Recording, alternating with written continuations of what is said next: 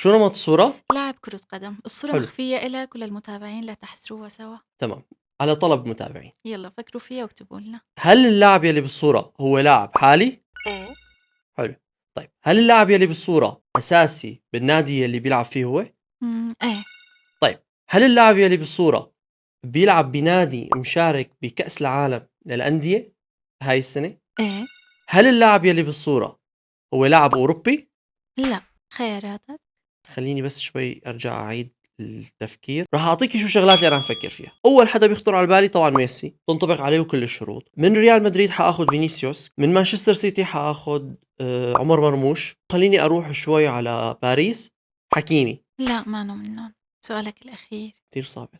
طيب هل اللاعب يلي بالصورة أخد بطولة هاي السنة مع فريقه؟ لأ. هلأ أنا حاروح مع سواريز بصراحة، لأنه بينطبق عليه الشروط وإنتر ميامي طبعًا ما أخد بطولة. هل اللاعب يلي بالصورة هو سواريز؟ اكشفها وشوفوها سوا. فالفيردي؟ بس اهم. فالفيردي أخدوا بطولة ريال مدريد هاي السنة. من الموسم الماضي. لا